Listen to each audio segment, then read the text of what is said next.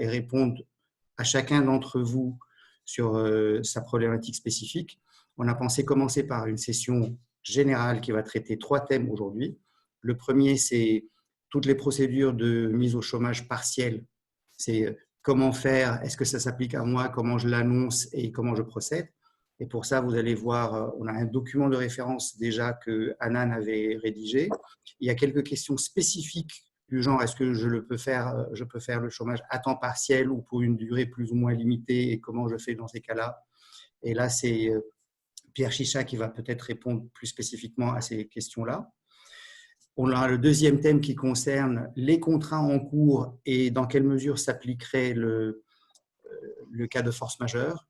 Et ça, c'est Frédéric Cohen qui va traiter le sujet avec un petit document de référence qui nous a déjà transmis, qui va vous être disponible. Et sur le troisième sujet que tout le monde se pose, c'est qu'est-ce que je fais avec mes loyers? Je les paye, je ne les paye pas? Comment je négocie avec mon bailleur? Et c'est Geoffroy De Vries qui va traiter cette partie-là. On va essayer de traiter les sujets, je dirais, en 15 ou 20 minutes maximum chacun, sachant que le dernier est un peu plus court parce qu'on n'a pas beaucoup encore de matière là-dessus par rapport aux 2 premiers. Et donc, on va commencer par, du coup, alors, à tout moment, vous pouvez soit lever la main, vous connaissez la procédure de lever la main, c'est en bas à droite, vous avez, si vous cliquez sur participants, nous sommes déjà à 58 participants, 59. Donc, si vous cliquez sur participants, normalement, en bas à droite, vous avez une fonction qui dit lever la main. Donc, si vous levez la main, Jean-Christophe va essayer de surveiller et donner la main de façon assez limitée à chacun. Si vous avez des questions, posez-les dans le chat par écrit. La plupart des questions, on les a déjà rassemblées, donc on espère donner les réponses. Et pour les questions très, très spécifiques pour des cas particuliers, ce qu'on pourrait faire, c'est proposer peut-être une consultation groupée. Et là, on verra avec chacun des avocats qui sont là, qui pourrait la traiter et de quelle façon. Voilà, Anan, à toi. Bonjour à tous, merci beaucoup Joe, merci à tous les associés de Melsion pour ce webinaire. Donc Anan Benchek, avocate dans un cabinet qui s'appelle CMD. Et effectivement, on est conseil aux côtés des entrepreneurs et on essaie, voilà, dans cette période un peu difficile, de vous donner des conseils les plus précis possibles. Il y a beaucoup d'intox, beaucoup de communication. Donc voilà, on est là pour faire le tri dans tout ça et vous donner le maximum d'informations utiles. Donc je vois qu'il y a beaucoup de questions sur le chômage partiel là dans le fil de discussion. Peut-être à titre d'introduction générale. Donc effectivement, il y a un décalage aujourd'hui dont on se rend compte cette semaine entre les annonces du gouvernement, les différentes communications et ce qui se passe vraiment sur le terrain. Première chose, aujourd'hui, ce qui est acté et certain, c'est la prise en charge pour les salariés qui sont au SMIC ou en dessous du SMIC à hauteur de 100% du salaire. Et pour les salariés qui sont au-dessus, donc il suffit que le salarié soit 1 euro au-dessus du SMIC pour que la prise en charge du salaire soit égale à 70% du brut, ce qui correspond à peu près à 84% du net. Pour le moment, nous n'avons pas de texte sur la prise, malgré les effets d'annonce, sur la prise en charge des 100%. Sur ce point-là, donc ce qu'on préconise, le site est très saturé, donc de se connecter plutôt le soir au site de l'URSSAF et voilà, il y a pas mal de retard sur les codes, la réception des codes, sur le recul qu'on a aujourd'hui. Anna, une question qui revient régulièrement, c'est des entreprises qui ont entrepris la démarche et qui n'ont pas encore de validation. Qu'est-ce qu'il faut faire dans ces cas-là? Alors, malheureusement, il faut attendre. Normalement, l'URSSAF a 48 heures pour répondre. Sinon, le chômage partiel est réputé accepté. Mais pour le moment, la pratique, c'est qu'en fait, ils refusent systématiquement, en tout cas quasiment dans tous les cas, pour manque de pièces. Donc, première préconisation, attention, quand vous remplissez le formulaire, Alors, je ne vois pas. Voilà, pardon. Quand vous remplissez le formulaire, il faut bien cocher la case coronavirus et bien préciser les conditions dans lesquelles vous vous trouvez, historique de la société, activité, pourquoi vous demandez le chômage partiel. Et si vous pouvez joindre, vous avez une petite fenêtre pour joindre tous les justificatifs relatifs aux difficultés que vous rencontrez. Parce que ceux qui ne le feront pas auront un refus systématique. Donc, en fait, on va encore perdre du délai. Sur les cas de figure aujourd'hui de refus ou d'admission, on compte 4 cas de figure à peu près. C'est le cas de figure de l'interdiction d'ouverture. Donc, tous les commerces, toutes les entreprises qui sont concernées par le décret qui a été publié lundi sur la fermeture des établissements publics, et à condition que vous ne puissiez pas avoir une activité alternative dans l'établissement, vous avez de fortes chances d'obtenir le chômage partiel. Deuxièmement, vous avez dans ce cas de figure-là où vous pouvez avoir une activité, mais votre établissement est fermé, vous avez un cas de figure qui est le refus de vos salariés de venir. Donc ça, il faut récolter le maximum d'attestations de vos salariés qui refusent parce qu'ils ont peur et que vous n'arrivez pas à les raisonner. Vous devez impérativement avoir des attestations ou des emails à produire à l'URSSAF. N'hésitez pas si vous avez des questions. Ensuite, vous avez un autre cas de figure. Par exemple, nous, on a dans nos clients un cabinet d'architectes qui pourrait très bien travailler, mais qui va se retrouver très rapidement en rupture de stock. C'est-à-dire qu'il ne va pas pouvoir continuer les commandes parce qu'en fait, la fourniture de sa matière première n'arrive pas. Donc ça, c'est un troisième cas de figure, c'est-à-dire que vous êtes susceptible de travailler, vos salariés veulent bien venir travailler, mais vous ne pouvez pas le faire. Et alors, le quatrième cas de figure est ce qu'on appelle la fermeture de confort, entre guillemets, et c'est ce qui s'est passé pour un certain nombre d'entreprises qui ont préféré fermer leur entreprise et demander le chômage partiel.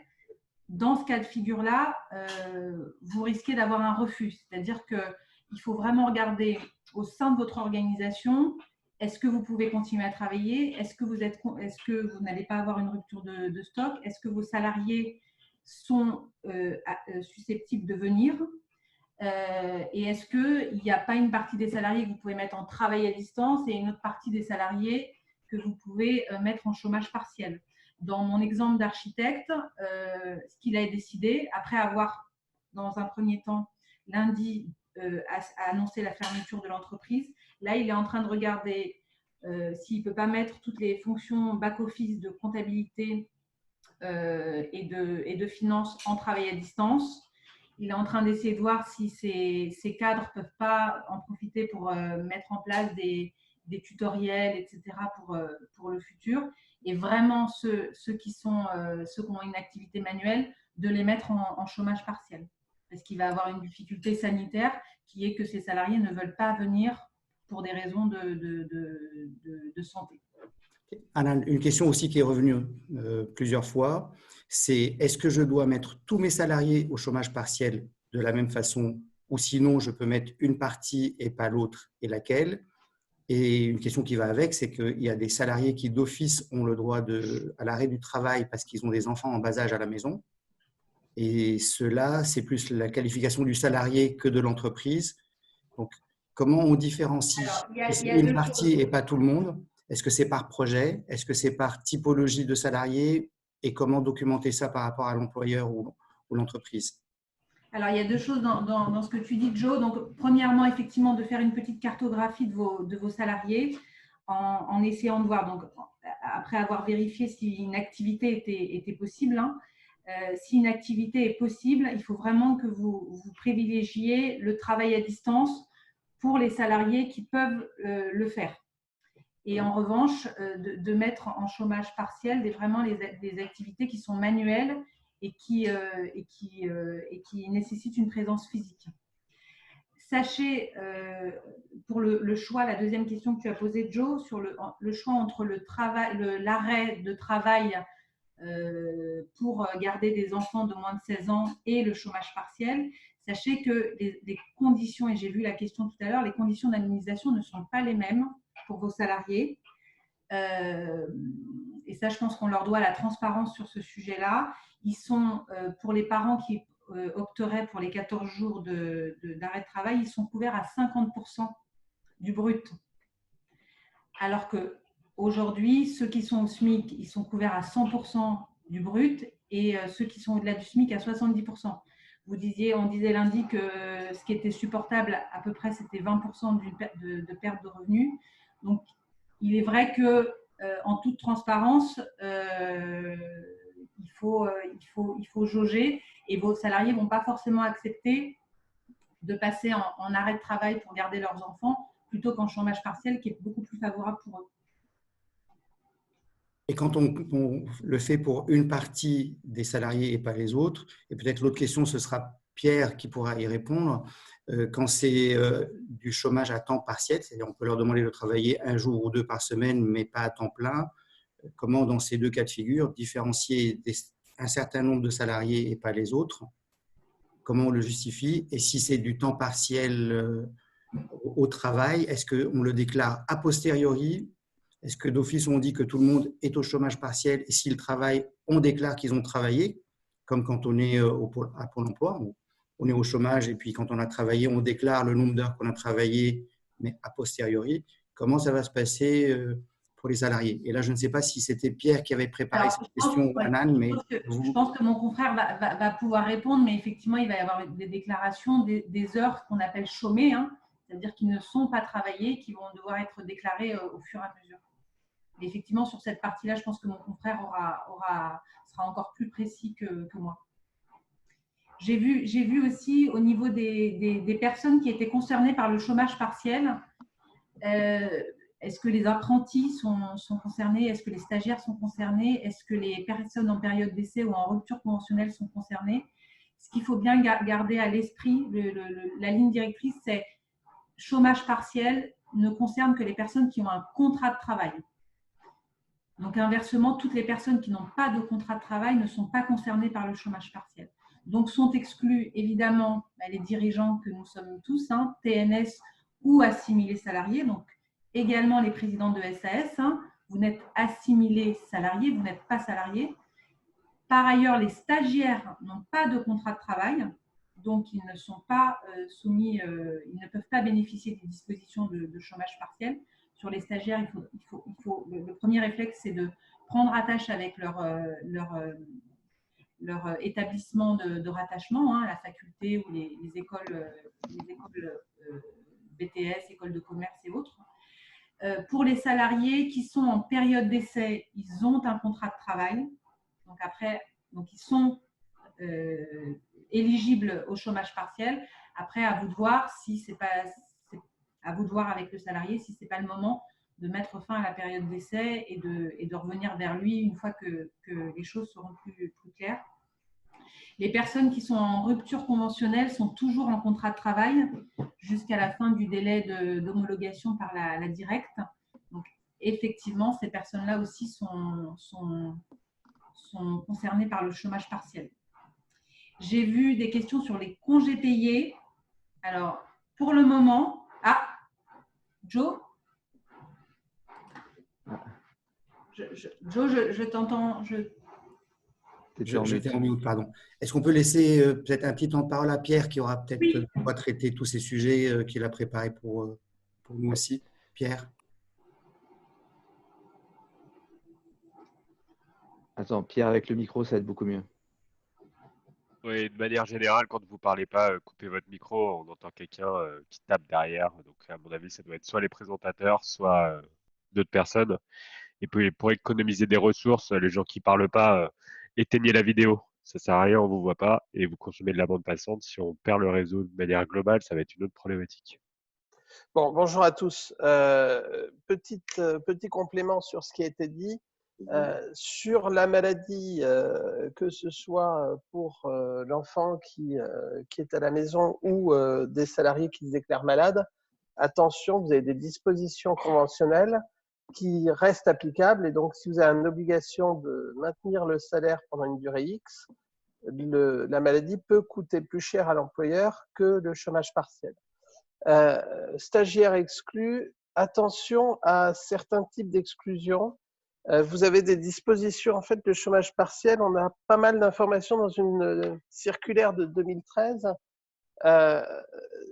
Pour ceux qui sont en période de préavis, c'est pas gagné qu'ils puissent, si vous avez déjà notifié un licenciement, bénéficier du chômage partiel.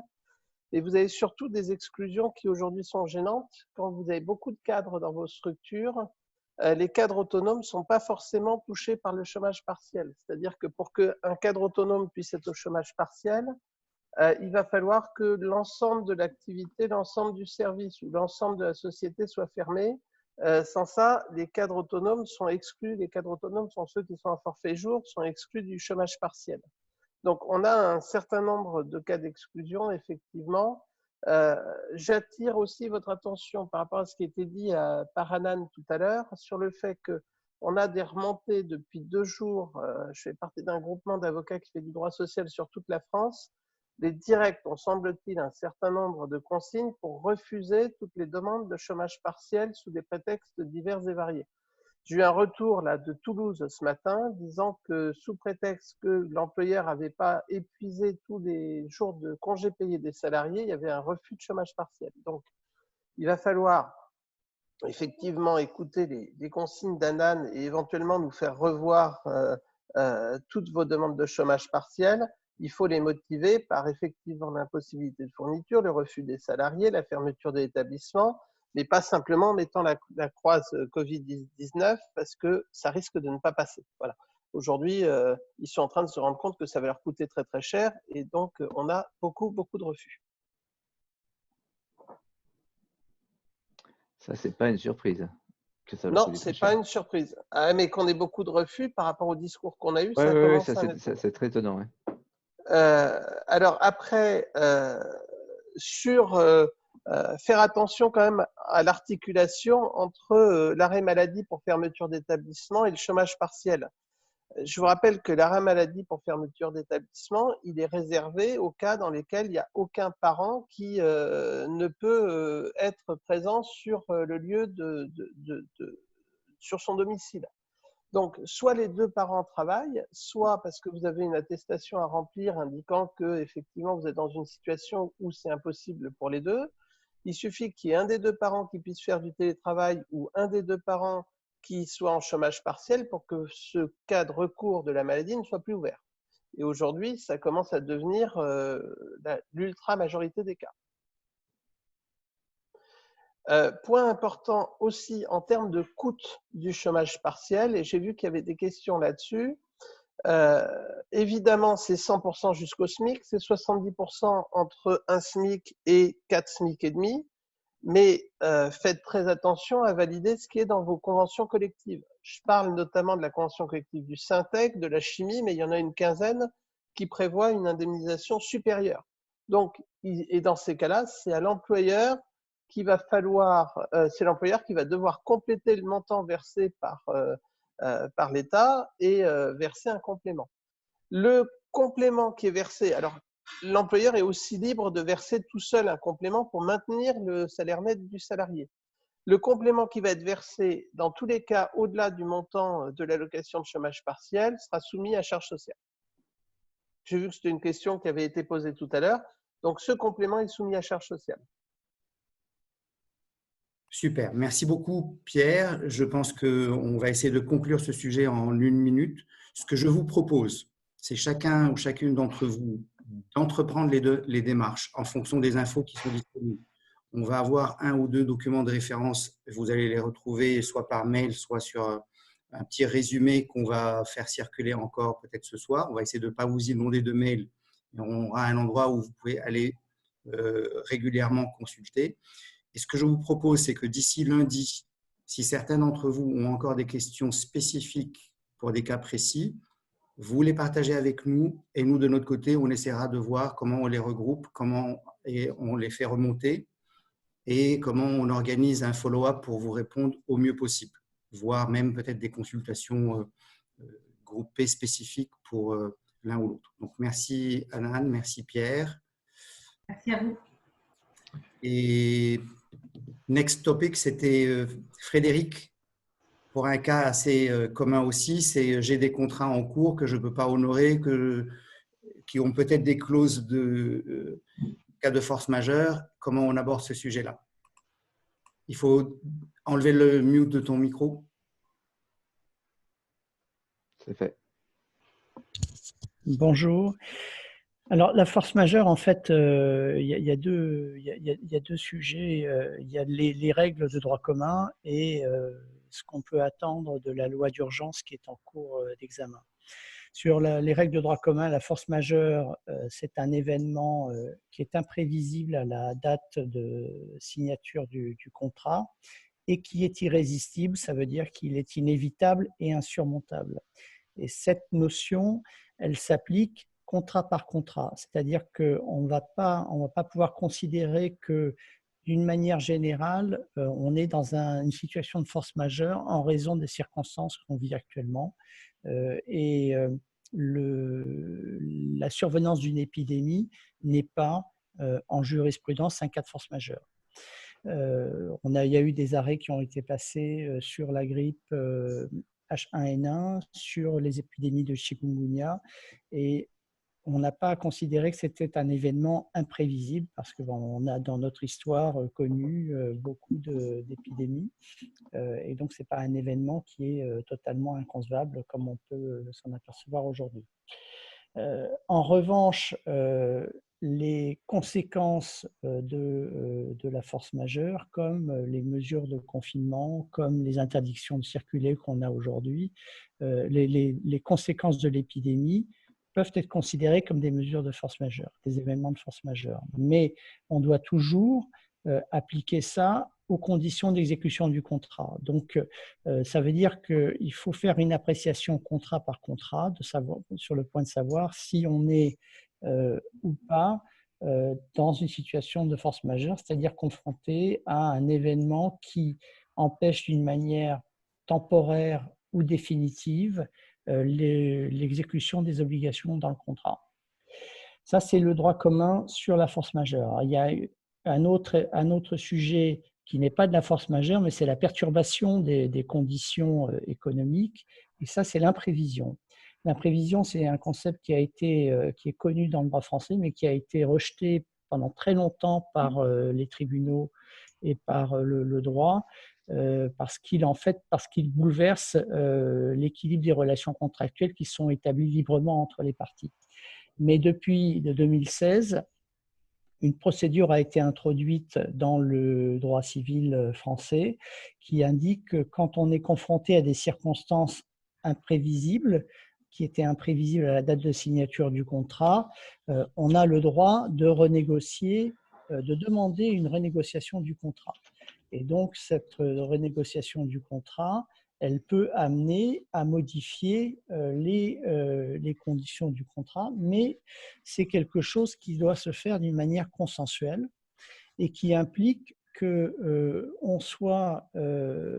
continue à exécuter son obligation. Donc, ça n'est pas une procédure qui va autoriser, et je parle bien sûr sur un plan juridique, qui va autoriser à suspendre l'exécution de ses obligations parce qu'on est confronté à des circonstances qui rendent l'exécution de ces obligations possible, mais excessivement onéreuses. Si on n'arrive pas à se mettre d'accord avec son co-contractant, on peut aller voir le juge qui va lui décider soit de modifier le contrat, soit de résilier le contrat. Mais ce n'est pas, à mon sens, une procédure qui permet d'apporter une solution immédiate à court terme. Et là aussi, cette procédure, elle va s'appliquer contrat par contrat.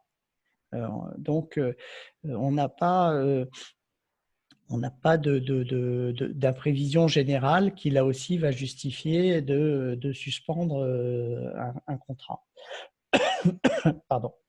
Alors, avec la loi d'urgence qui est en train d'être examinée, il y a une disposition qui est potentiellement très intéressante et d'application très large, c'est que la loi d'urgence va autoriser le gouvernement à prendre des ordonnances pour modifier, pour intervenir directement en fait dans les relations contractuelles et modifier certains termes des contrats qui sont liés par les entreprises, qui lient les entreprises. Et la manière dont c'est rédigé, c'est extrêmement général, puisqu'on parle de modifier, dans le respect des droits réciproques, les obligations des entreprises à l'égard de leurs clients et fournisseurs, notamment en termes de délai et de pénalité et de nature de contrepartie. Et voilà. Donc, en fait, quand on dit notamment en matière de délai, ça veut dire que ça peut concerner autre chose.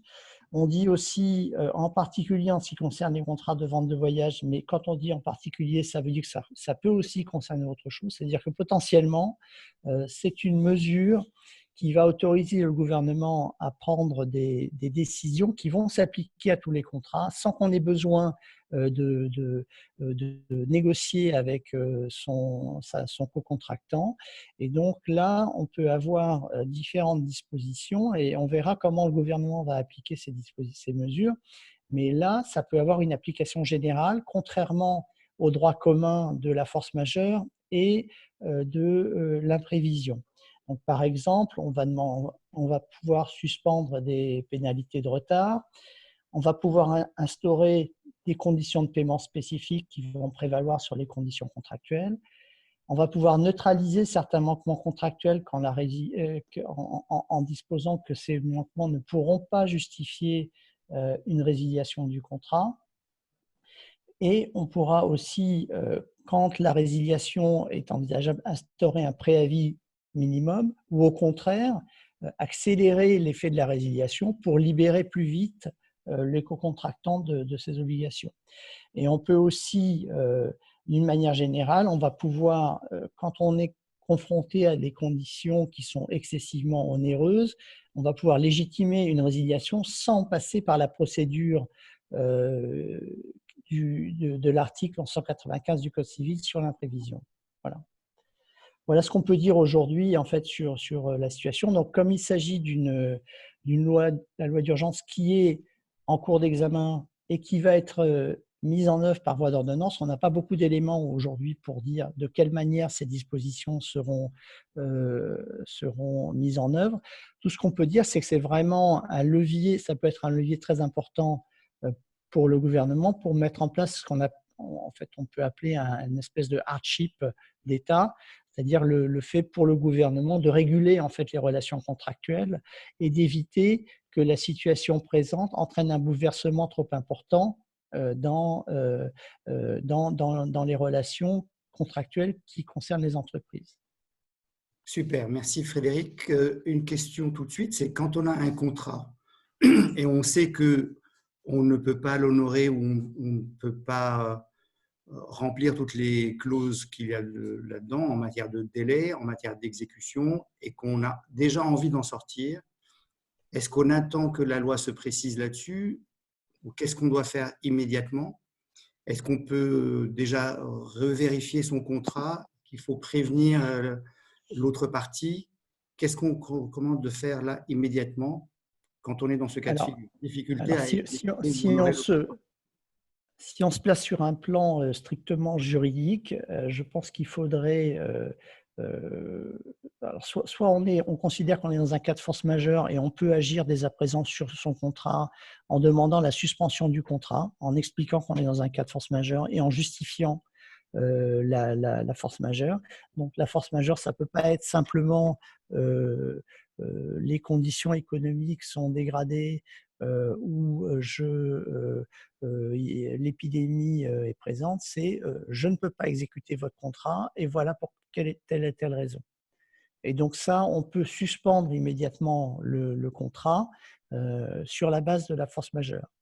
Si après on est dans un contexte où on pourrait exécuter le contrat, mais ce sont les conditions d'exécution du contrat qui sont bouleversées parce que, par exemple, je sais pas, par exemple, si on pouvait faire voler un avion et qu'il y avait 2 passagers, ben le coût d'exploitation d'un vol n'a rien à voir avec le coût d'exploitation d'un avion plein.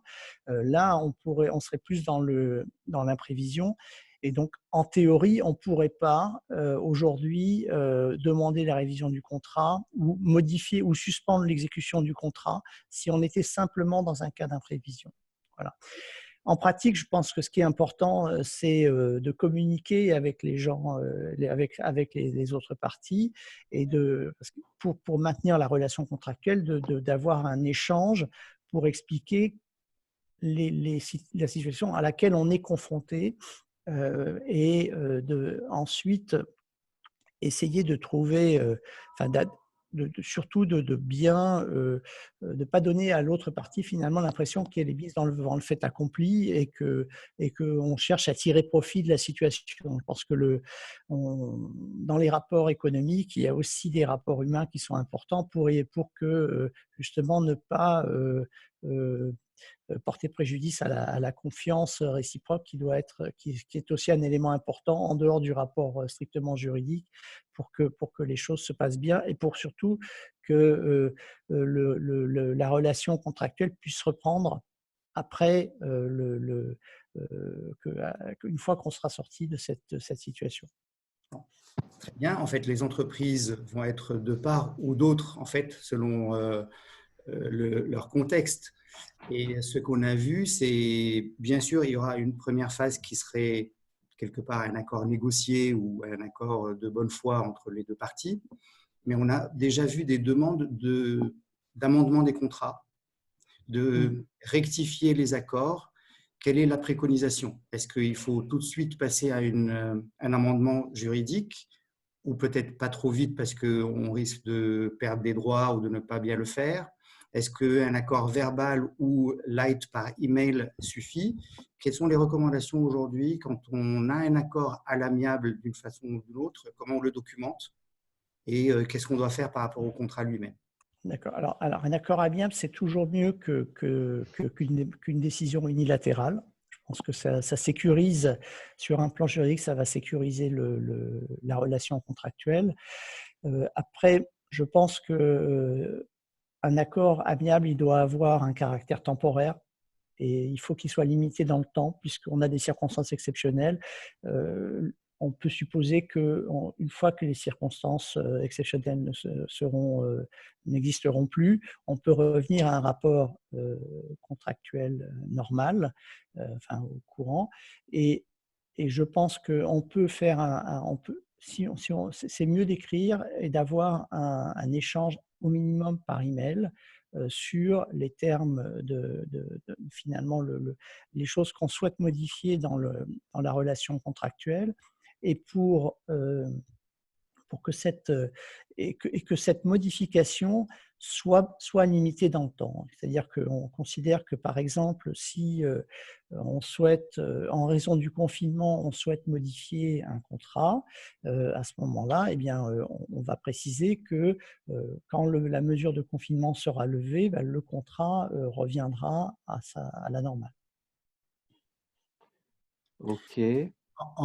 En complément, juste une dernière question rapide là-dessus. On a notamment dans les contrats des délais de paiement qui sont prévus. Et on a déjà vu des entreprises demander d'office de modifier les délais de paiement pour leur octroyer un délai supplémentaire qui est quelque part une autorisation pour eux de ne pas payer tout de suite, alors qu'on aurait pu peut-être actionner les factures émises d'une autre façon si on a des modalités ou des solutions de financement. Quelle est la recommandation là-dessus? Il n'y a pas il y a pas de solution, de bonne solution ou de mauvaise solution. Après, je pense une entreprise peut suspendre son paiement et je pense que aujourd'hui, probablement que ça ne suspendra, ça n'entraînera pas de conséquences en pratique sur la relation entre l'entreprise et son partenaire. Maintenant, c'est toujours préférable de formaliser un accord parce que ça évitera par la suite qu'on puisse considérer qu'il y a eu un défaut de paiement. Alors, aujourd'hui, sur ce genre de questions, je pense qu'il faudra voir les solutions que va apporter la loi d'urgence. Il y a aussi un autre sujet, c'est les pénalités de retard. Les pénalités de retard, l'État a dit qu'en ce qui concerne les marchés publics et les marchés des collectivités locales, il renonçait aux pénalités de retard. Là aussi, je pense que les dispositions qui vont être prises par ordonnance en application de la loi d'urgence vont répondre à ces questions-là.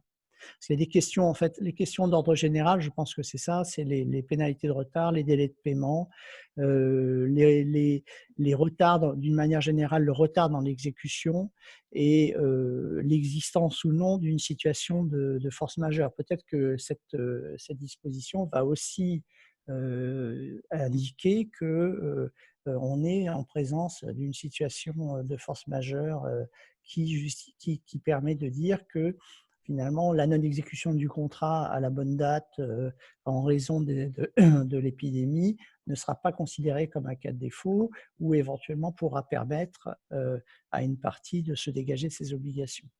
Voilà. Super. Merci Frédéric. Donc, pareil, à suivre pour ceux qui ont des sujets, vous revenez vers nous, on essaie de les trier, de les grouper et voir comment vous apporter la meilleure réponse. Pour le sujet juste, je vois une question là. Est-ce que ces dispositions concernent les contrats avec les particuliers? Les dispositions de la loi d'urgence ne concernent que les contrats avec les entreprises. Et la notion d'entreprise dans le texte qui a été adopté en première lecture par le Sénat a été étendue aux personnes morales de droit privé qui ont une activité économique. Donc, par exemple, les professions libérales, ça peut être une de ces catégories. Voilà. Super, merci. Donc, le sujet suivant, Geoffroy De Vries. Geoffroy, tu es prêt? Enlève le mute de ton micro. Voilà. Geoffroy, vous m'entendez? Traiter le sujet intéressant, sensible et probablement très flou par rapport à est-ce que je dois payer mon loyer ou pas, et si je ne paye pas, comment je fais? Est-ce que vous m'entendez? On t'entend. Bon, merci, bonjour à tous. Alors, sur la question des loyers, plusieurs choses. Vous avez entendu le président de la République lundi soir annoncer que les loyers devront être suspendus. Et dans le cadre du projet de loi qui est discuté en ce moment à l'Assemblée et qui a pour objet de donner au gouvernement le pouvoir de prendre par ordonnance, comme l'a rappelé à l'instant Frédéric, certaines mesures, il est prévu des dispositions concernant les loyers, entendons-nous bien, les loyers professionnels. Cette loi ne dispense pas de payer les loyers de nos appartements, de nos domiciles, on parle de loyers professionnels. Et compte tenu de ce projet de loi, le gouvernement pourrait, il n'aura pas l'obligation, il pourrait, par ordonnance, permettre non pas l'annulation, mais le simple report dans des conditions et dans un délai à prévoir dans le cadre de l'ordonnance, report du paiement des loyers, mais également des factures de gaz, d'eau afférentes aux locaux professionnels. Et de renoncer aux pénalités financières qui, souvent, sont la conséquence du non-paiement en temps et en heure des loyers. Pour autant, le projet de loi prévoit deux conditions pour bénéficier de ce report, deux conditions qui ne sont pas claires et qui seront précisées par l'ordonnance vraisemblablement. C'est le fait que ce report du paiement des loyers ne bénéficierait qu'aux très petites entreprises. Les termes très petite entreprise, c'est le terme qui est actuellement dans le projet de loi. Je ne sais pas si c'est ce terme-là qui sera dans la version finale, mais actuellement dans le projet de loi approuvé en Conseil des ministres avant-hier, c'est ça, très petite entreprise. Terme qui n'est pas défini à mon sens en droit, mais qui le sera très vraisemblablement dans l'ordonnance. mais on peut penser qu'il s'agit des petites entreprises de moins de 10 salariés ou dont le chiffre d'affaires ou le bilan ne dépasse pas 1 ou 2 millions d'euros. Et seconde condition… Une définition comme pour les PME, ETI, la définition de la TPE, très petite entreprise, juridiquement, c'est pas clair. On verra bien. Il y a plusieurs définitions, notamment le règlement européen, mais on verra ce que va prévoir l'ordonnance. Et la deuxième condition, c'est que pour pouvoir bénéficier d'un tel report, il faut que l'activité ait été affectée par la propagation de l'épidémie. Alors, ça peut paraître clair, hein, mais ça peut ne pas l'être également en y réfléchissant, parce que une activité est affectée par la prorogation de l'épidémie, peut-être si le télétravail n'est pas possible. Hein, mais la question de savoir si le télétravail est possible ou non, dans les faits, n'est pas toujours évidente. Donc, aujourd'hui, on a cette indication, cette volonté du président et du gouvernement de permettre la prorogation des loyers, tout en sachant que rien n'a été fait. Il s'agit simplement de projets qui ont été présentés, qui sont discutés en ce jour au Parlement. On en saura plus sans doute ce soir parce que le projet de loi devrait être adopté aujourd'hui au Parlement et en Conseil des ministres et publié au journal officiel sans doute demain. Quoi qu'il en soit, l'état du droit est ce qu'il est. Après, ce qui importe, c'est aussi les relations avec les propriétaires de vos locaux, tout en sachant que toutes les mesures qui doivent être prises ou qui pourraient être prises par chacun des entrepreneurs aujourd'hui et demain doivent être prises, à mon sens, en ayant à l'idée l'avenir, la sortie de cette crise, et donc en préservant avant tout les relations avec les clients, avec les fournisseurs, avec les bailleurs. Il ne s'agit pas de vouloir sauver le moment présent ou se préserver du paiement de quelques charges.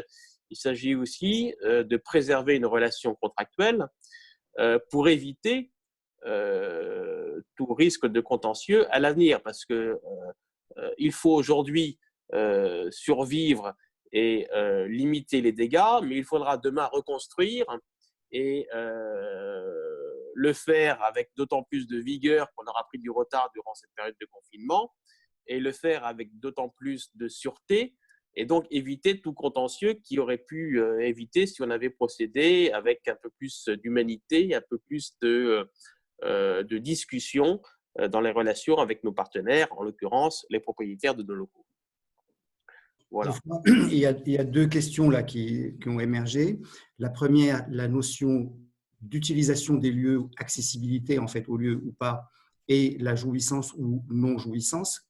Comment ça va impacter? Et puis l'autre point, je pense que tu as déjà répondu, on parle bien d'un report des loyers, c'est-à-dire que c'est des loyers qui vont être dus avec un paiement différé et donc approvisionnés. Qu'il faut provisionner. Alors, la première question, je n'ai pas très bien saisi, Joe. La seconde question, il s'agit d'un report tel que prévu actuellement dans le projet de loi. Il ne s'agit pas d'une annulation des loyers, bien évidemment et fort heureusement. Sur le plan comptable, je ne suis pas comptable, mais je suppose que oui, ce sera approvisionné. Sur la première question, est-ce que tu peux la question, je vais te la lire, c'est j'ai entendu dire que nous pouvions demander la remise totale des loyers pour défaut de jouissance lié au confinement et donc l'impossibilité d'accéder à nos bureaux. Qu'est-ce que tu penses de cette idée? Non,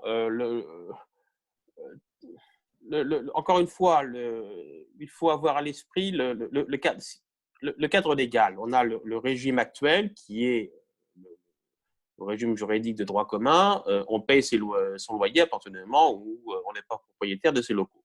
Et puis, il y a le régime exceptionnel dû aux circonstances exceptionnelles que nous connaissons et qui est actuellement en discussion et qui prévoirait, dans certaines conditions, pour les très petites entreprises, un report de loyer. Tout le reste, j'ai envie de dire, c'est du fake news.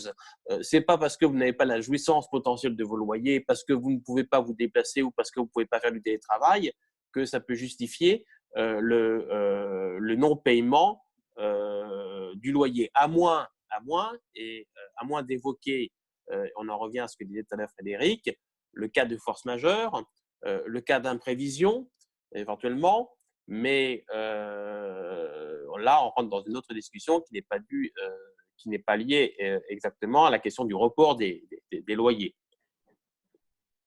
OK. Dans le cadre des commerçants qui ont été obligés de fermer, Oui. c'est-à-dire qu'on a été obligé de fermer nos boutiques et nos lieux de commerce, donc Oui. samedi soir. Est-ce que la suspension ou le report, on va dire, parce que c'est essentiellement le report des loyers, nous sera octroyé aidé, et notamment, la problématique sera, est-ce que ça risque de, comment dire, on a des clauses résolutoires, et est-ce que ça mettra en suspens ces clauses résolutoires? C'est surtout ça. C'est-à-dire que si j'ai un commerce avenue Montaigne, j'ai été obligé de fermer, ce sont des très très gros loyers. On a été obligé de fermer à partir de samedi soir. Et voilà. Donc, est-ce que nous, on rentre dans le cadre de cette possibilité de report de loyer? Alors, au regard du texte, les critères qui ont été évoqués, c'est très petite entreprise, sachant que ce n'est pas défini, et le fait que l'activité que l'activité soit affectée par la propagation de l'épidémie. Si vous respectez les conditions qui sont prévues par l'ordonnance, qui seront prévues par l'ordonnance, mais que nous ne connaissons pas encore, et je ne connais même pas le texte final du projet de loi, si vous respectez ces conditions, vous devriez pouvoir bénéficier de cette norme exceptionnelle qui vous permet de reporter le paiement du loyer. Si jamais vous n'en bénéficiez pas, j'ai envie de dire, on rentre là dans un… mis de côté la question de la force majeure, il vous reste la possibilité de négocier avec votre bailleur, parce que l'intérêt des parties, c'est quand même d'éviter que l'une fasse défaut. Oui et non, nous sommes tous… Geoffroy, il y a des tas de cas de bailleurs qui vont être très contents de retrouver la jouissance de leur bien, de pouvoir le mettre au prix du marché et de faire perdre la valeur du droit au bail à leur locataire. Absolument. C'est le risque aussi. Mais en tout cas, l'état actuel du projet de loi ne prévoit pas ça. Je comprends pas. Du moins, ne prévoit que le cas des petites entreprises affectées par la propagation de l'épidémie. D'accord, mais je ne comprends pas, puisqu'on a été dans l'obligation de fermer à partir de samedi soir, puisque, comment dire, depuis samedi soir, on a été obligé de fermer, mais je pense qu'il n'y a pas que nous, les cafés, les restaurants, et notamment les boutiques de vêtements, puisque nous, on a des boutiques de vêtements. Donc, est-ce qu'on ne se retrouve pas dans une incompréhension là, du coup? Est-ce que ce n'est pas la question plutôt de la responsabilité de l'État plus que la responsabilité du bailleur? Est-ce que ce n'est pas du côté de l'État qui a imposé des choses et qui doit du coup compenser? Quelle est la relation là-dedans? Oui, Anan? Alors, je me permets de compléter le propos du confrère.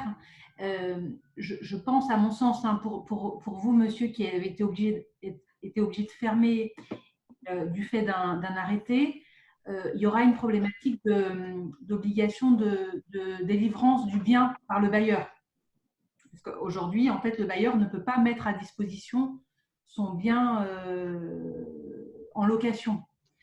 Donc, à mon avis, il faut, en attendant les décrets et l'ordonnance, on devrait pouvoir se raccrocher pour les établissements, encore une fois, qui doivent fermer et qui ne peuvent pas avoir d'activité. On devrait pouvoir se raccrocher à l'obligation de délivrance du bailleur pour pouvoir suspendre les loyers, parce qu'un contrat, c'est toujours,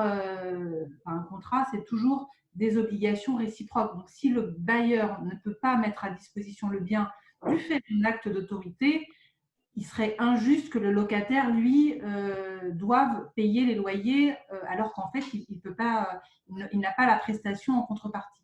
Voilà, c'était juste un éclairage en plus pour dire qu'il y a l'ordonnance qui va arriver, mais on a aussi dans le droit commun les outils auxquels on peut se raccrocher en attendant effectivement les ordonnances qui vont intervenir.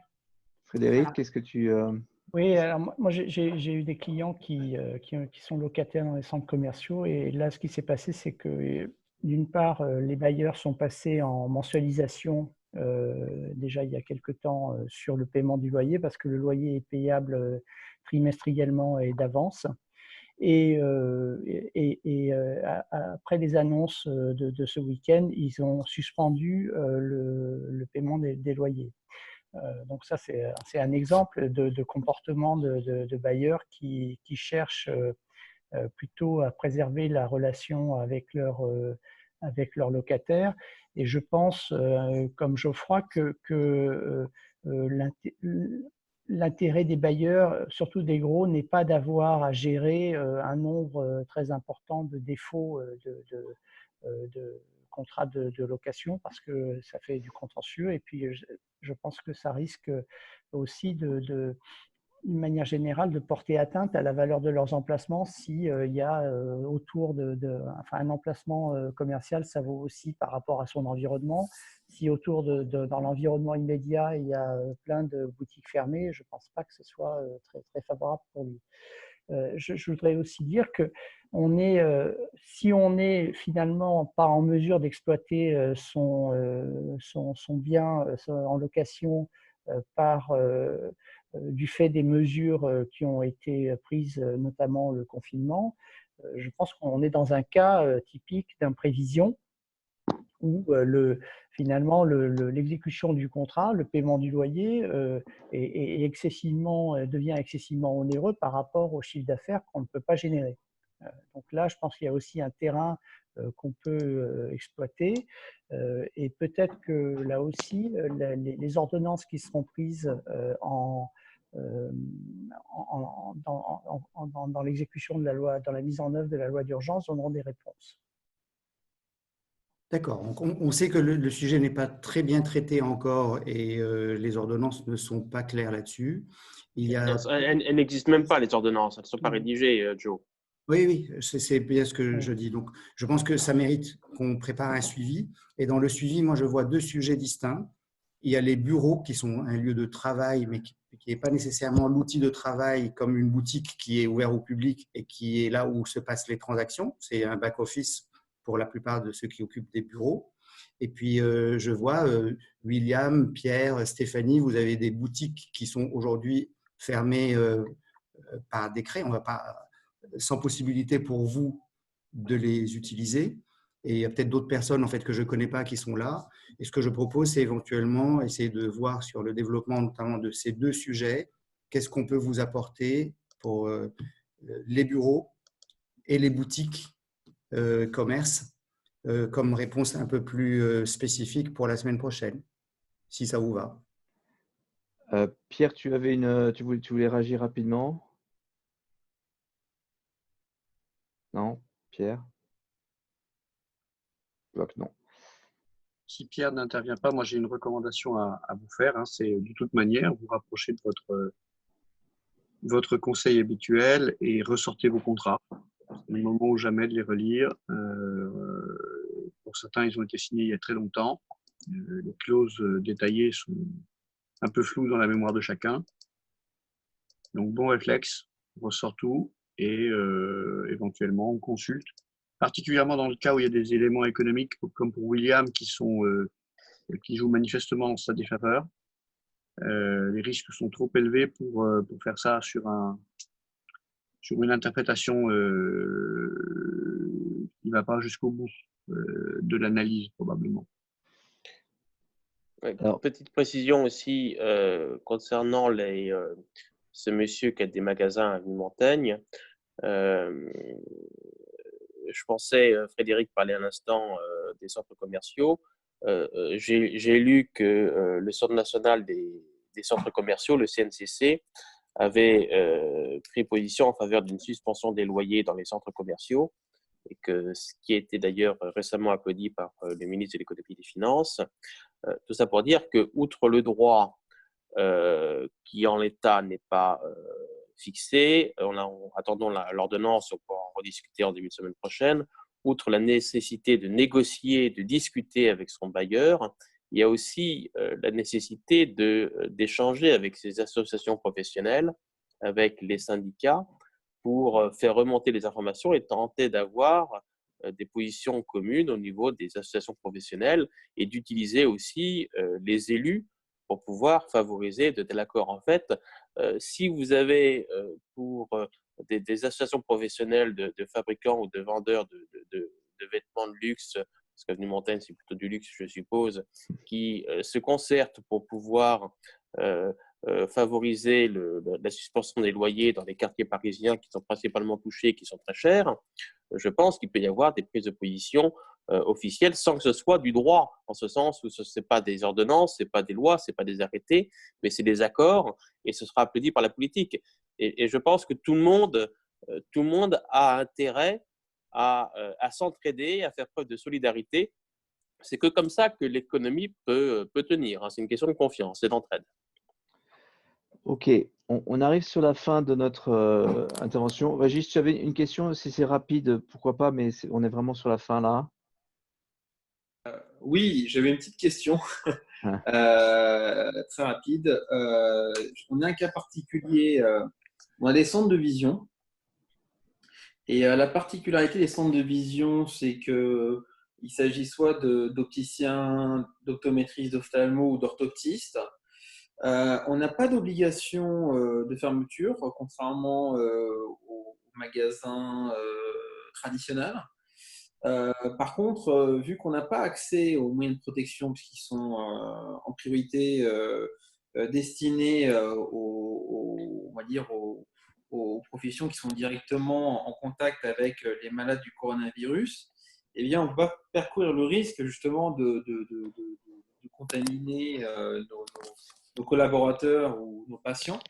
Donc, la décision des corporations médicales et paramédicales a été de fermer. Alors, quid du dédommagement, du cadre, que ce soit tant sur la question du chômage partiel, des loyers.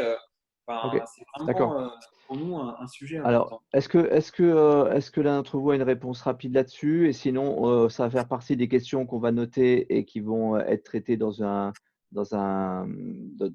semaine prochaine. Sur le chômage partiel, je renvoie à ce qu'a dit Anan tout à l'heure, c'est-à-dire qu'il va falloir le motiver effectivement par le refus des salariés de se rendre au poste, les risques qu'on fait prendre à l'extérieur. Et il va falloir bien motiver le dossier pour espérer pouvoir passer, quoi, hein, surtout si on ne fait pas partie des professions sur lesquelles il y a une interdiction d'exercer. Hein. Voilà. Okay. Et pour le report des loyers, pour autant qu'on répond aux critères très petites entreprises et affectées par la propagation de l'épidémie, pour l'instant, je n'ai pas vu qu'une des conditions du bénéfice du report soit l'obligation d'une autorité gouvernementale de fermer un local. Hein. D'accord. Dès lors que vous ne pouvez pas poursuivre votre activité et que vous répondez aux autres conditions, vous devriez pouvoir bénéficier du report du loyer. Ok. Moi, j'ai un retour d'un de mes clients qui n'est pas dans les différents cas de figure évoqués sur le chômage partiel, mais qui a pourtant une baisse de son chiffre d'affaires de 90%, mais qui n'a pas une interdiction d'ouverture, un refus des salariés, des matières premières faisant défaut, et ce n'est pas une fermeture de confort. Il n'en reste pas moins qu'il a 90% de moins de chiffre d'affaires et donc il n'a pas de travail à donner à ses salariés. Est-ce qu'il peut bénéficier du chômage partiel ou pas? Alors, sur cette question, effectivement, vous avez, Régis, vous avez des arguments parce qu'en fait, vous n'avez pas de clientèle. Et un deuxième argument, c'est que vous ne pouvez pas, vous, opticiens, respecter les règles de distance, par exemple. Si vous faites essayer des lunettes à vos clients, c'est compliqué de respecter les règles de distance. C'est la même chose pour les coiffeurs aujourd'hui qui ne sont pas, dont la fermeture n'est pas imposée, mais qui, du fait en fait de leur travail, ne peuvent pas respecter les règles sanitaires qui nous sont imposées. Et puis surtout, il n'y a personne dans les rues, donc les gens ne vont pas venir chez leur opticien compte tenu du confinement. Donc, vous avez des motifs, les commerces de proximité, non alimentaires pour demander en tout cas le chômage partiel et vous avez des chances un peu plus sérieuses que des bureaux de premier étage, des commerces de premier étage, de pouvoir disposer du chômage partiel. Dans le cadre d'un prestataire de service, c'est pas d'un commerce, c'est pas un opticien, c'est un Attends, prestataire de service, mais il y Tristan, a zéro. Oui, je te coupe parce que je voudrais qu'on fasse un soft stop, c'est-à-dire qu'on permette à tous ceux qui ont besoin de partir, mais en leur donnant 2-3 informations avant. Et puis éventuellement, si nos intervenants sont disponibles, on peut continuer sur des questions pendant quelques minutes. Donc, le point que je voulais dire, c'est on vous envoie ce soir un email qui vous décrit les prochaines interventions qu'on a prévues pour la semaine prochaine et des questionnaires pour savoir, pour avoir votre situation et qu'on puisse mieux se préparer. L'idée, c'est de vous donner les dates, que vous les préparez, que vous puissiez le bloquer à l'avance. Et l'autre idée, c'est d'éviter de spammer tout le monde avec des sujets qui ne vous intéressent pas. Donc, on a prévu pour l'instant 3-4 sujets. Il y a un sujet sur le travail à distance, les outils et les savoir-faire. On a un sujet sur les prévisions de trésorerie. Et on a un sujet qui sera probablement la suite de cette réunion une fois que vous nous aurez transmis donc soit à un des associés Melsion, soit à Eugénie plus crise@ordono.com. C'est Eugénie qui récupère toutes les infos actuellement. Et puis, on va essayer de monter Il y a encore une thématique. séance. Pardon, il y a encore une thématique pour laquelle on n'a pas programmé la réponse, mais qui va arriver, c'est les différents types de financement disponibles, notamment BPI, prêts bancaires, régions, etc. Donc, ce qu'on a prévu pour l'instant, c'est comme aider chacun à faire leur prévisionnel de trésorerie, parce que c'est un travail technique et on va essayer de vous aider pour ça. Et il y aura un autre sujet qui est sur les différents types ou sources de financement possibles. On essaie de développer ça aussi en plus. Ça pourra être dans le mail de ce soir. Voilà. Qu'est-ce que j'avais d'autre à dire? Oui, certains d'entre vous sont venus grâce à un lien qui leur a été transmis, etc. Il faut nous envoyer vos coordonnées pour qu'on puisse vous inclure dans les prochaines invitations si vous le souhaitez, ou sinon vous aurez de la même façon,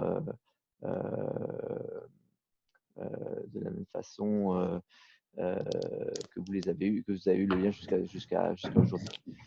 Donc, je vous remets dans le chat l'email d'Eugénie et puis sinon, on peut continuer pour ceux qui en ont encore le temps jusqu'au hard stop qu'on peut peut-être fixer à la demi si ça vous va.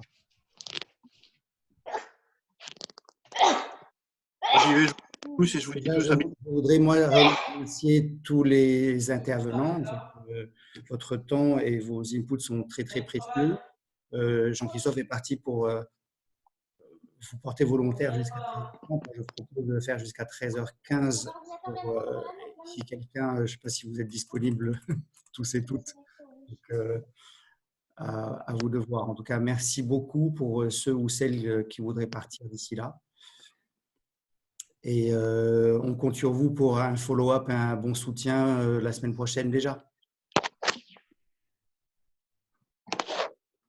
Donc Tristan, je t'avais coupé. Oui, je reviens si Anan peut m'apporter quelques précisions parce que c'est des questions vraiment récurrentes. J'ai beaucoup de clients qui sont des prestataires de services qui peuvent effectivement avoir des collaborateurs en télétravail. Il se trouve que la clientèle a disparu et qu'il y a une chute de 90% du chiffre d'affaires et qu'ils ont des salariés disponibles en télétravail, mais ils n'ont rien à leur donner à faire. Est-ce qu'on peut les mettre au chômage partiel? Est-ce que ça va être accepté ou pas? Alors, effectivement, sur les prestataires de services, ça va être un peu plus complexe. Il va falloir réunir un maximum de preuves, de mails de clients qui annulent, suspendent leur commande. Mais effectivement, un des motifs du chômage partiel, c'est une réduction sensible du chiffre d'affaires.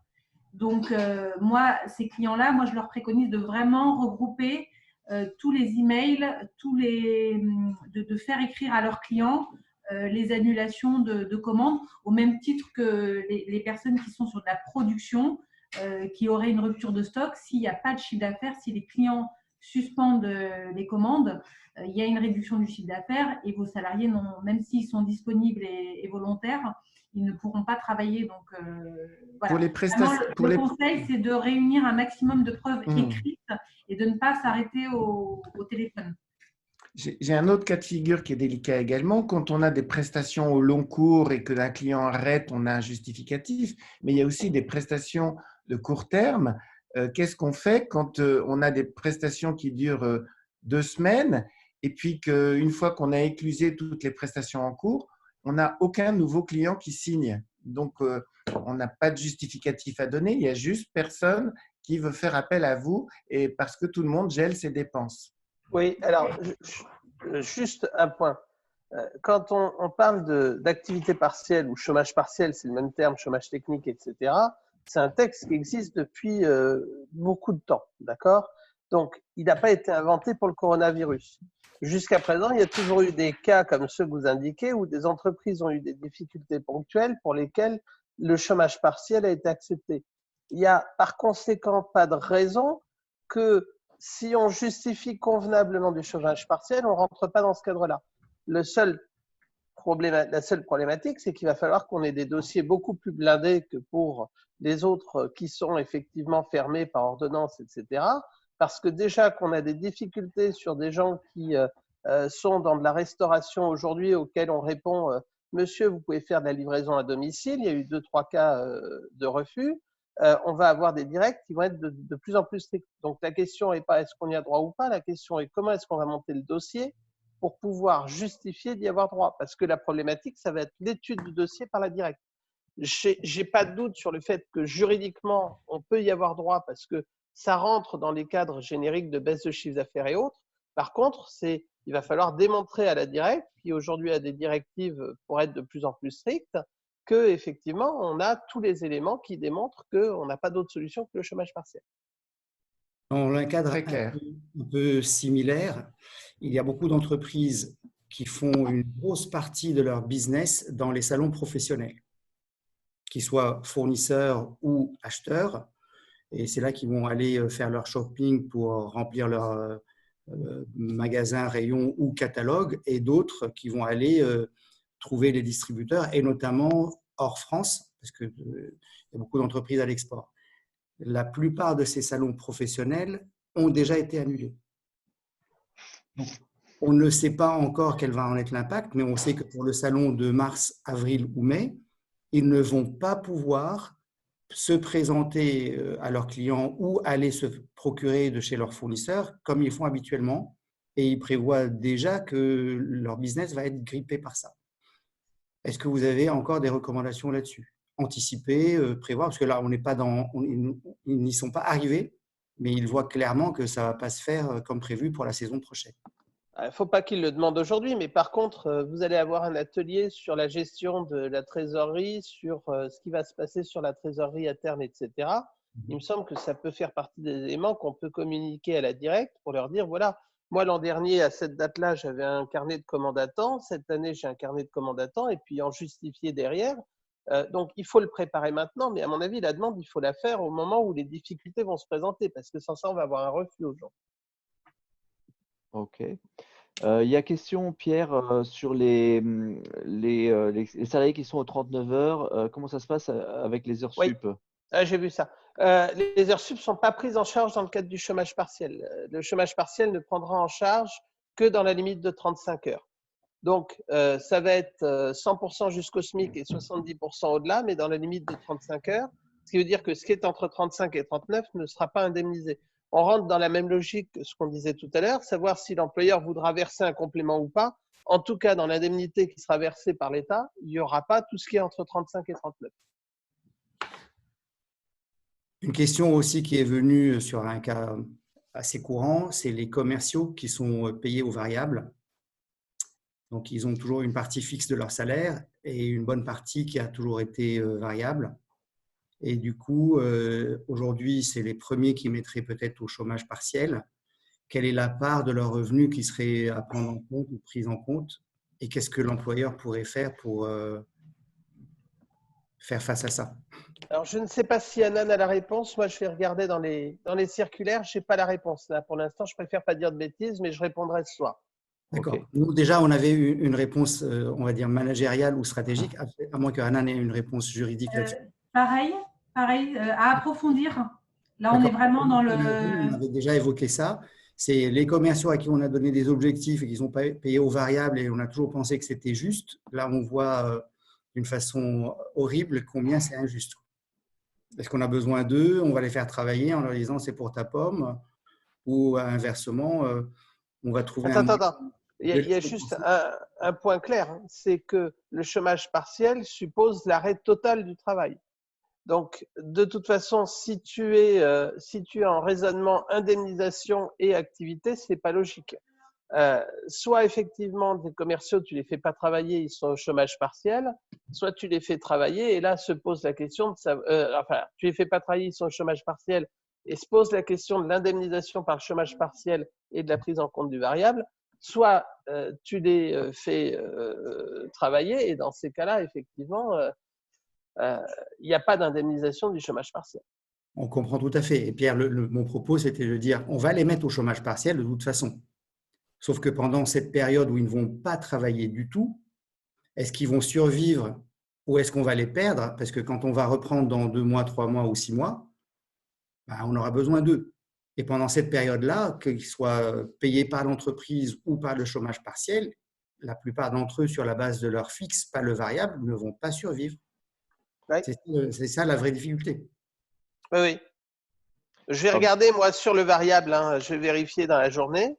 Après, logiquement, si on était sur le même raisonnement que le chômage, on prend la moyenne de rémunération sur les 12 mois avant l'arrêt. C'est un dispositif qui est très particulier. Je préfère regarder effectivement dans les circulaires avant de te raconter des bêtises. C'est tout à ton honneur. Merci. Ok. Benjamin avait une question à poser. Oui, merci Jean-Christophe. Oui, à Pierre, en fait, il y a 2 choses que vous avez dites. Là, vous venez de dire que chômage partiel, par chômage partiel, on entend arrêt total de l'activité, c'est-à-dire qu'un salarié qui perd, j'en sais rien, la moitié de ses heures ne peut pas être mis en chômage partiel, ou j'ai pas bien compris? Non, c'est moi qui n'ai pas été très clair. Ce que je veux dire, c'est qu'on ne peut pas payer au chômage partiel quelqu'un qui travaille. D'accord? Donc, par conséquent, effectivement, ne sont rémunérées que les heures perdues. Ok, bien sûr, c'est logique. Et le fonctionnement va être le suivant, c'est en fin de mois, vous faites une déclaration indiquant le nombre d'heures qui n'ont pas été payées. Attention, sur le mois de mars, il va y avoir un souci qui est déjà dans les circulaires qui ont été rédigés, c'est que pour l'instant, les logiciels qui permettent le paiement du chômage partiel sont calculés sur la base de 8,06 € de l'heure de mémoire, ou 8,03 €. La régularisation sera faite dans le mois d'avril pour tenir compte des 4,5 fois le SMIC. Donc, elle sera rétroactive, mais par contre, en trésorerie, sur mars, vous n'aurez pas le chômage partiel sur l'intégralité du montant. D'accord. Et deuxième chose, sur votre première intervention, vous avez dit un truc qui m'a un peu interpellé. Vous avez dit qu'il y a eu des refus, enfin qu'on risquait d'avoir des refus de chômage partiel dans le cas où on n'avait pas épuisé tous les CP. Est-ce que j'ai mal compris ou bien compris?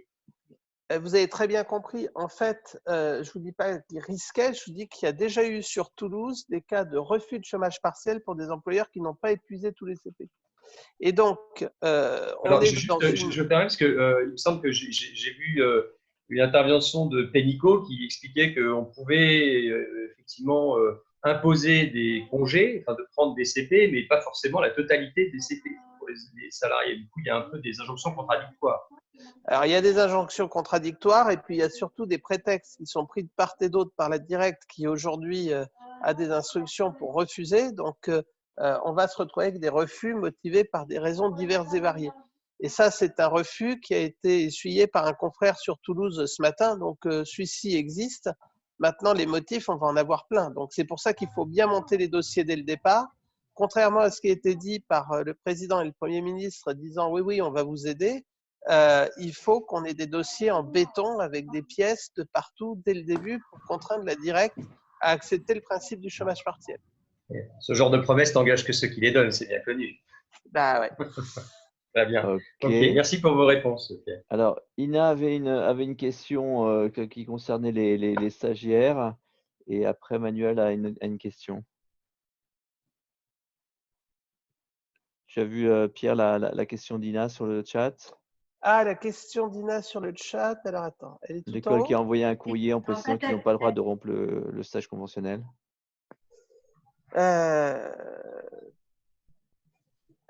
Alors, logiquement, il n'y a pas de droit au chômage partiel, ça c'est une certitude puisque le stagiaire n'est pas salarié.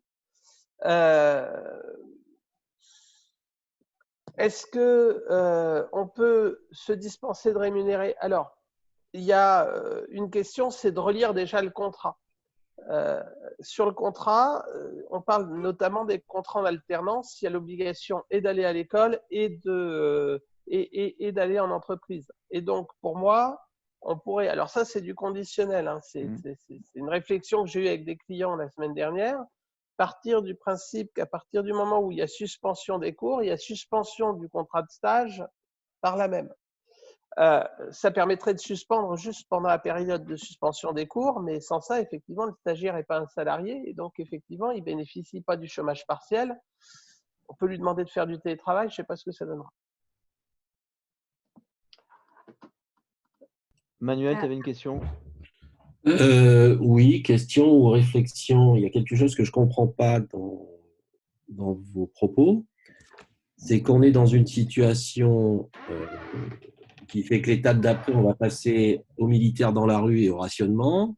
Et vous êtes en train de dire que la directe a tendance à bloquer le chômage partiel.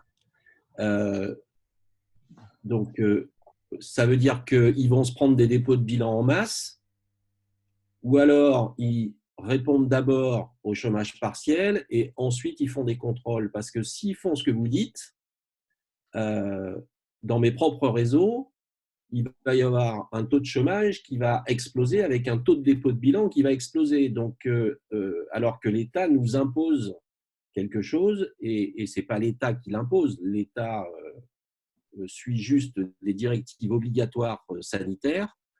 Donc, il y a quelque chose que je n'arrive pas à percevoir dans ce que vous dites, c'est que d'un côté, vous vous attachez à des choses qui sont valables en temps normal. Nous, ce qu'on regarde, c'est qu'on voit un état de guerre particulier qui n'a pas eu lieu depuis 1600, la dernière peste, et on voit une mobilisation de certaines entreprises, puisque nous-mêmes, on vient d'être mobilisés pour essayer de développer un masque à partir de ce que l'on a à la maison. Donc, moi, je déclare du chômage partiel sans me poser la question de ce qui se passe derrière, et si j'ai un refus à la directe, je vais direct déposer mon bilan au tribunal de commerce, je n'ai pas le choix. Donc, c'est pour ça que je ne comprends pas votre discours en termes de légalité et en termes de droit. J'ai l'impression d'entendre un discours juridique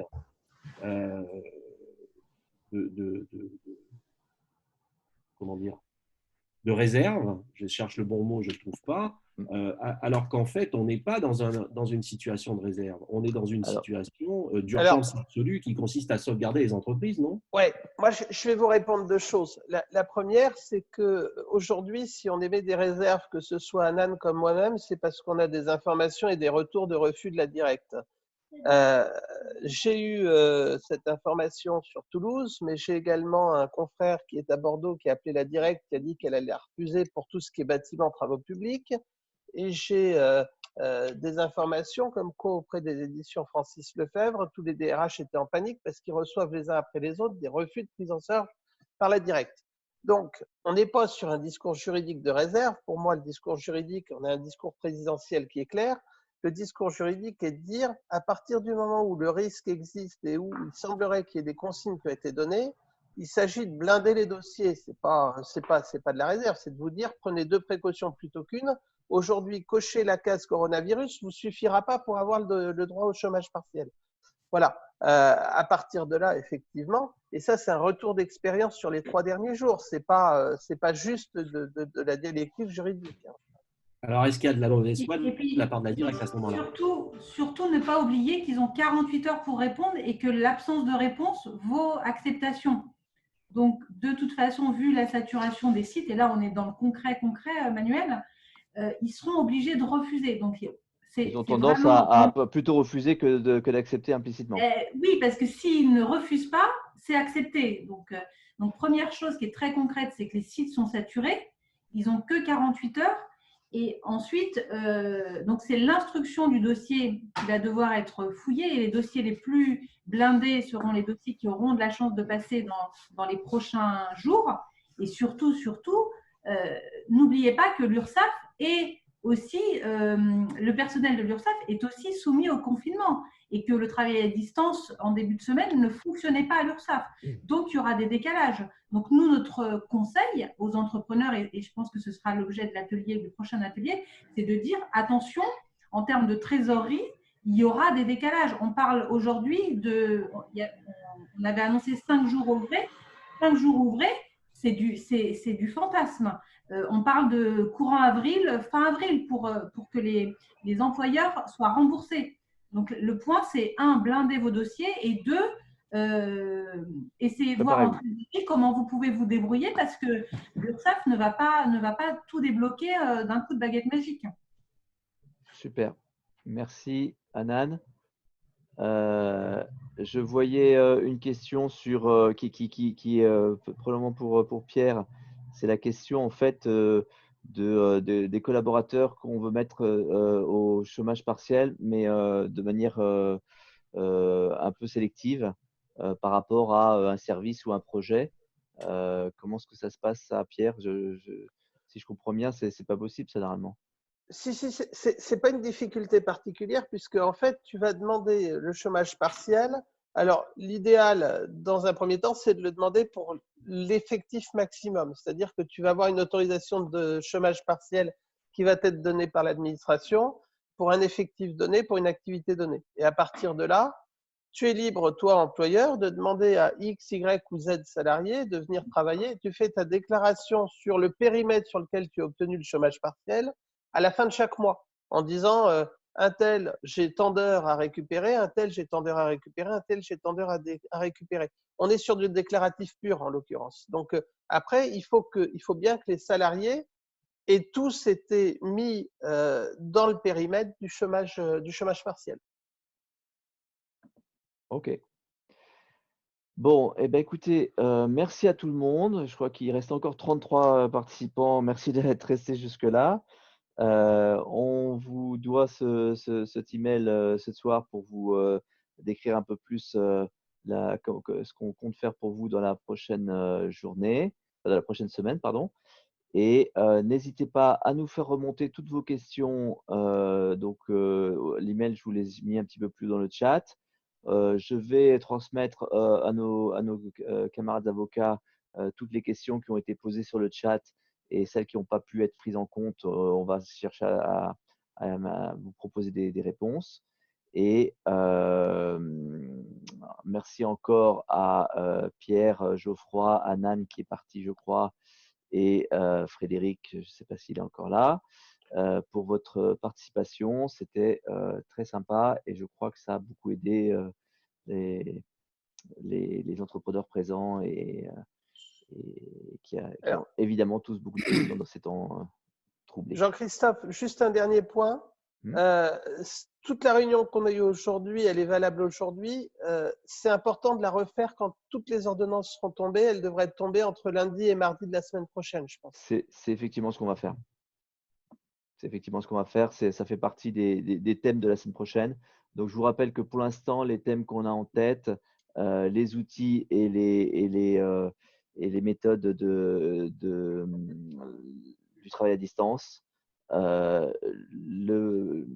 projection de financement, probablement quelque chose avec BPI. On va essayer de faire venir BPI devant vous. Et puis, une suite à cette réunion d'aujourd'hui, donc les aspects juridiques. Il y a effectivement la question de la mise à jour avec les ordonnances et puis probablement les quelques réponses que vous pouvez faire sur les questions qui ont été posées d'ici là. Merci à tous et n'oubliez pas, c'est week-end. Hein, parce qu'on a tendance, quand on travaille au bureau et qu'on travaille à la maison et qu'on dort au bureau, de switcher les jours de semaine et les week-ends. Donc, ouais. faites bien une coupure. Au Vous moins aurez une journée sur les deux du week-end, faites une coupure. Merci à tous. Merci Bonne à fin de tous. journée. Merci à tous. Merci.